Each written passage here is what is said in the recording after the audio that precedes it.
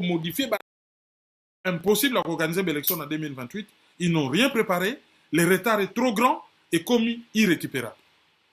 Donc, toujours risquer qu'on se retrouve dans le glissement. Il y a un lobaki qui est dialogue, il faut convoquer de manière claire.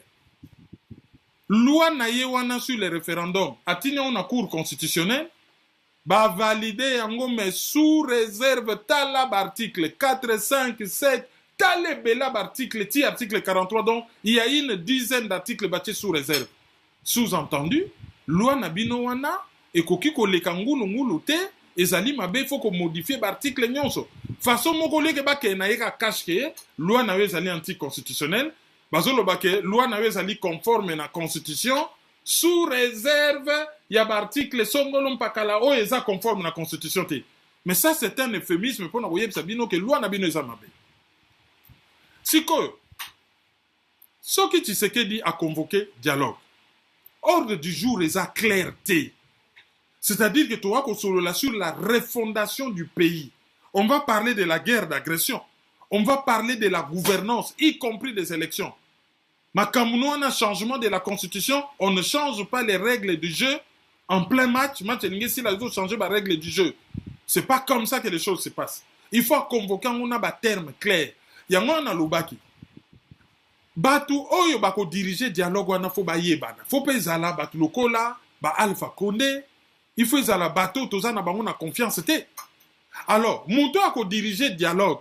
Ce que la candidat na l'élection après dialogue, a commis le la juge est parti.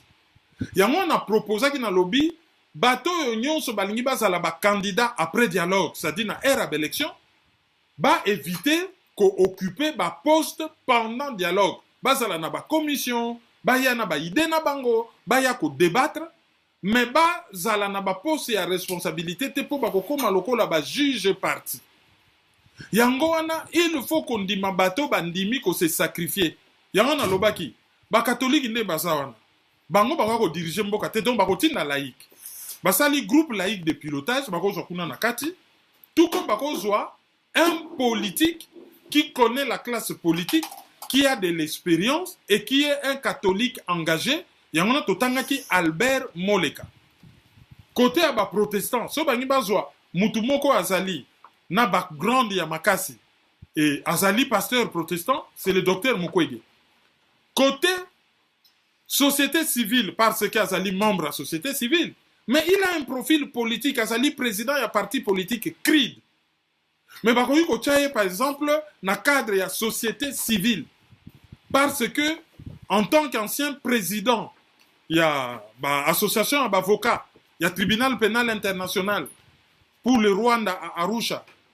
Et en tant que une éminente personnalité, il y a diaspora, bakoki kocha maître Reti na compte il y a société civile même s'il a un parti politique. C'était une réflexion. L'air bazo expliqué que Fayulu Mouana cité mais au Congo c'est comme ça. Le pouvoir a été donné ailleurs, oui. Mais ailleurs, on a les 200 familles qu'ils ont choisies. Les 200 familles qu'ils ont choisies. Fayulu a moins cité, il ne fait pas partie de leur caste ni de leur classe. Il a accédé à la classe wana en tant que self-made man. Tandis que dans la classe wana, mode d'accès est à la cooptation. Et qu'on a que moi na cité na banaya. Mais tous les banaya ne sont pas pourris.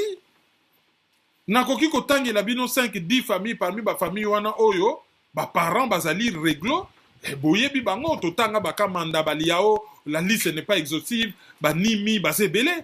Oyo, on voit que ba parents na bazaki capable de faire quelque chose, c'est le système qui était pourri. Oye sala ki ke ba évolué te, ba pe sa pleine mesure ya bolingo na bango na mboka te, vu que le système était pourri. Ah non, non, yoko pesa nanu ba idée te oh. Mais dialogue eza national inclusif ya mututu. Ça dit biso to kanga minoko po, ba Fayulu, ba sesanga ba loba na place na biso. Oh, mutu nyonso tout 120 millions de Congolais o nyonso mutu zo sala za na droit ko pesa ba idée. Dialogue wana ezali ba Congolais ba sala dialogue na bango, ba Rwandais ba sala na kati te. une fois que ba Congolais basi ba yokani siko ba ke kotuna ba Rwandais bolingaka nini. Et soki ba neutraliser Tshisekedi, allez Rwanda na Uganda lisanga moko, allez to tutisi bango na mitule to sisi ko tutisa bango mitu to bengi ya na bango na sima ke je na wana hypocrisie au fula kabiso loko lampuku au soir kabiso je wana il faut esuka. Et que tout pays voisin oya osakana biso to chaye à genoux to discipliner. Voilà. Yamana to lobby Tshisekedi azali ko jouer au chat et à la souris. Azali na ko tenter na ko lekisa loi na ye sur le référendum na cour constitutionnelle. Pendant ce temps azo gagné na ye temps pour le 22 le 15 août koka. Soki manifestation salamité bat bako baye C64 mbalamoko. Après il a continué à distraire Batou en criant le Rwanda nous agresse. Pendant ce temps, il y a en Ouganda, même quand pour n'a pas pillé à Mboka, et basa kanaka Mboka, il y a gagné temps, a gagné temps, et plus il y a gagné temps, c'est 64 ba menasaka, oh Mututu, M23 il faut pas participer. Allez, ba misusu bango bazana droit ko participer te, leto ko na débat wana ya buzoba, bisombo kezo kende. Plus débat zo salama, plus basou rezoleka, plus bisombo kezo beba, plus biso tozo perdre tout. Et bango baso jouer na bango au chat et à la souris derrière notre dos. Derrière notre dos.